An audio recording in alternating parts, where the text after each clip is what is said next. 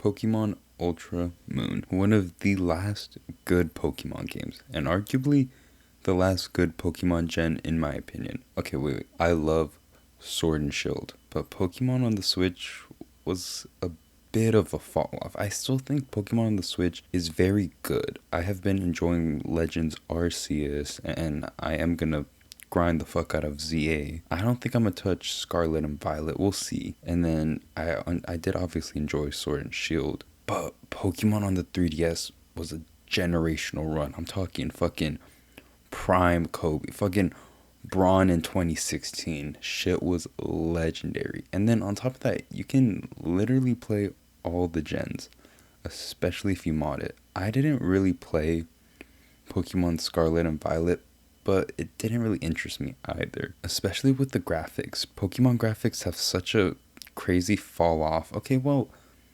the graphics were never the greatest. Like, even on the 3DS, the graphics could have been better, but it was like, I feel like it was still pushing it. Like, you know what I mean? Like, it was like the graphics were still kind of pushing the 3DS. Like Ultra Sun and Ultra Moon still look pretty damn good. Same as Omega Ruby and Alpha Sapphire. But Pokemon is a multi-billion-dollar franchise, so they can afford to have a bigger budget Pokemon game. But I digress. Pokemon on the 3DS was the best and contained my favorite Pokemon gen of all time.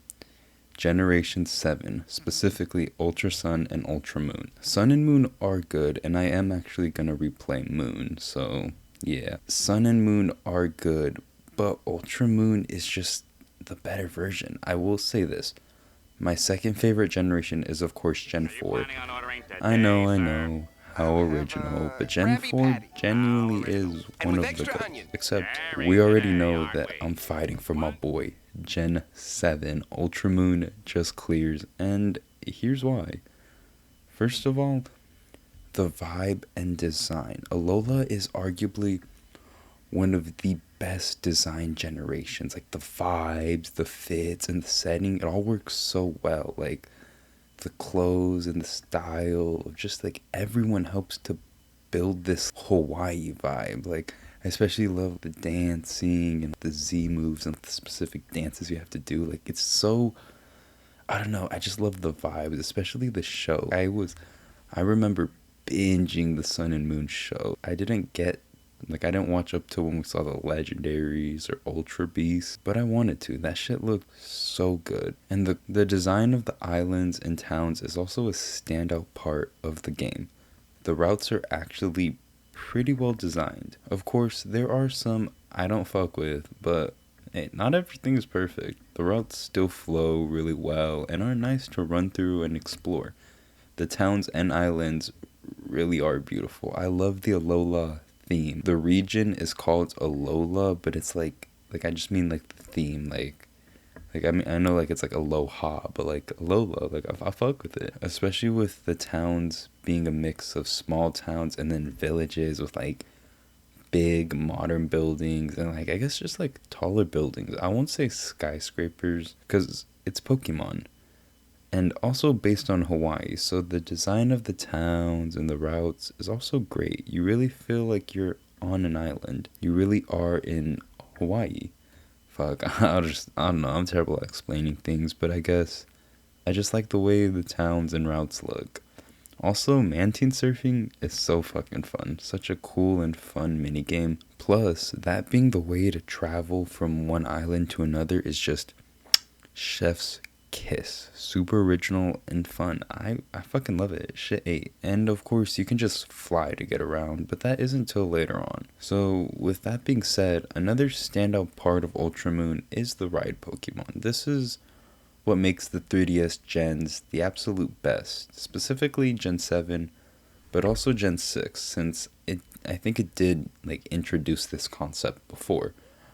Ultra Moon and, well, X and Y got rid of HMs and replaced them with ride Pokemon, which are Pokemon that, in the case of Ultra Moon, well, and Sun and Moon, of course, you can use a pager like thing to call them, and then like you ride the Pokemon, and they like fulfill what a HM would do.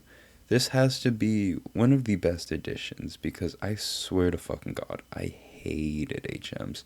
I mean, who didn't hate HMs? Me and all my homies don't fuck with HMs. Like, cause like on some real shit, they genuinely sucked. And I guess were useful, but like are kind of old by this point. It's like an old concept. So like modernizing and then getting rid of HMs and replacing it with the right Pokemon, what a stellar move. Freeing you to actually have 6 Pokemon. Because I know you can just be switching up Pokemon and like keeping an HM slave when you need. But you got me fucked up. I'm not doing all that. I just always had the HM slave with me.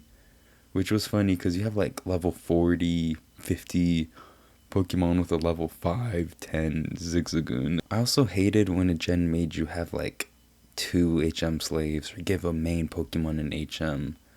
Since there was like so many HMs. Gen 2, Gen 4.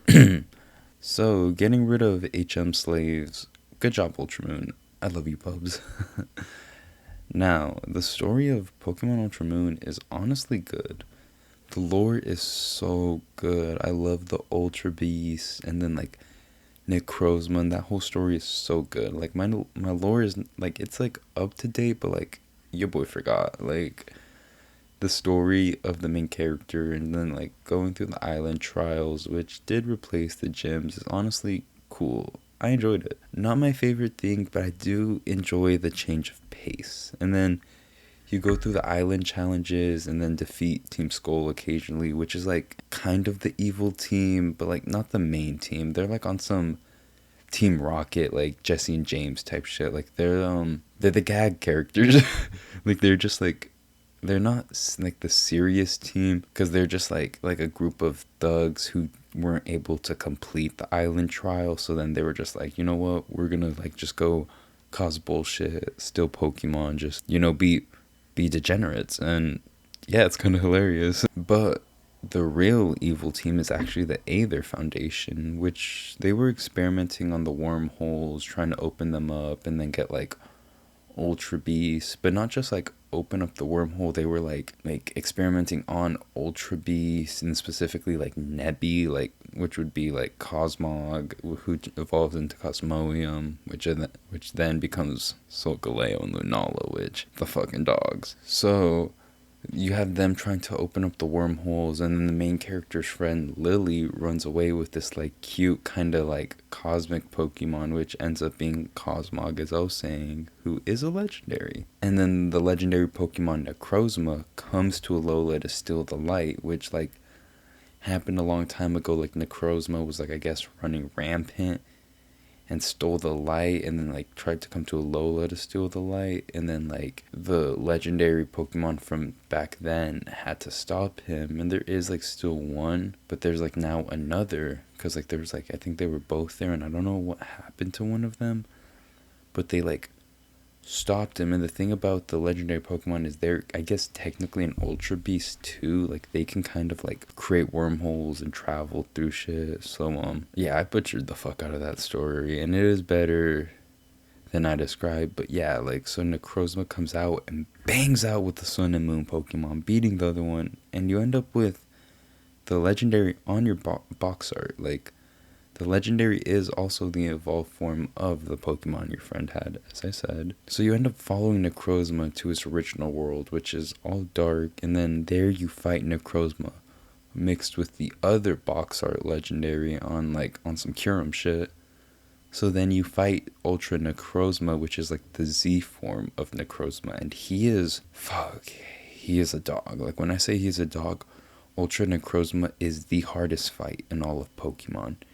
He's the pinnacle, and I love it. Pokemon Ultra Moon and Ultra Sun, I will say, got some aura for real. Now, the new Pokemon and legendaries added in Ultra Moon. These Pokemon are so well designed and fit the theme of the generation so well. First off, we have the starters. Rowlet, Poplio, and Litten are actually all so cute, and then their fully evolved forms go band for band, 3 for 3. Shit went crazy. Decidueye, Primarina, and Incineroar, all legendary, and they carry in their own ways. Like, the new Pokemon added are just bangers, and I loved Mimikyu. Like, come on, he's so cute, and he's like fake Pikachu, like pretending to be Pikachu. Like, I know he's creepy, but he's so cute. Like, he just wants to be loved.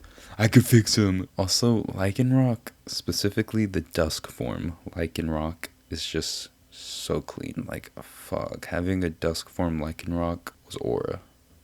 And there are other new Pokemon, but those were the ones that, like, stood out to me. Specifically, those were the ones that I loved and had on my team, because I do have a copy of Ultra Moon, but this isn't my first copy. I lost my copy from when I was a kid, and that's a story for another time. But now, the best for last, the legendaries. The legendaries added in Ultra Moon and Ultra Sun were so cool. My favorite legendary, and actually my favorite legendary of all time, is Lunala. The fucking GOAT. I will throw hands for my boy defending him. Don't get me wrong. Solgaleo is cool as fuck, but Lunala is, bro's the moon. He's come on, he's clean as fuck. And Solgaleo is a great legendary too. Don't sleep on my boy for real. Like, the cool ass box legendaries plus Necrozma created a clean ass trio. They are literally the light trio, and they are arguably one of my favorite trios, along with the creation and weather trios, because come on, those are the, like, dogs. And Necrozma is also so clean with his mixed forms of both Solgaleo and Lunala. And then the guardian deity legendaries, just like, oh, I loved them. And like, okay, so like basically each island in Alola had an island deity that protected them, and then there's like 4 islands in total. So each island deity was also so strong. And of course, some are better than others, like they look cooler. My favorite personally was Tapu Koko. Bro was the go and just look cool. Like, the 4 island deities are Tapu Koko, Tapu Bulu, Tapu Lele, Tapu Fini. And then the mythical Pokemon for this gen, I loved them. Like, it was Marshadow, who was so cute, and bro was clean. And then I loved the movie with it. Like, the Pokemon I Choose You movie was so good. Fucking legendary. Thinking back to edits of me watching that shit when I was a kid, fucking peak. And then the other 2 mythicals were Zarude, which I think was a Gen 7, or actually it might have been Gen 8 mythical. And then the final mythical for Gen 7 was Zeraora, which took fucking forever to release.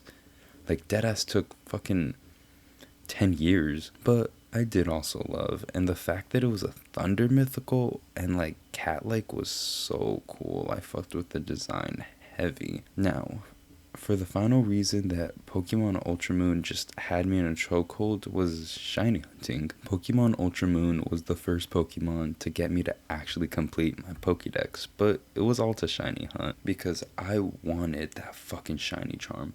Ultra Moon is arguably one of the best Pokemon games to shiny hunt. Like, you can get so many shinies from the Ultra Wormhole, and then the legendaries there too, plus SOS calling is such a good way to get regular shiny Pokemon. I low-key do miss shiny hunting, and I'm not explaining it good enough because Ultra Moon deadass was my GOAT for shiny hunting. The legendary options along with the regular Pokemon you could get made it perfect. I shit you not, I had around 500 hours on my original Pokemon copy, which does low-key make me cry. That copy had everything. It was truly a Pokemon game with love in it, man. And before I get too sentimental, I should probably call it here. That was a nice rant, and has been another stupidly dumb rant. Thank you for watching, and don't forget to subscribe.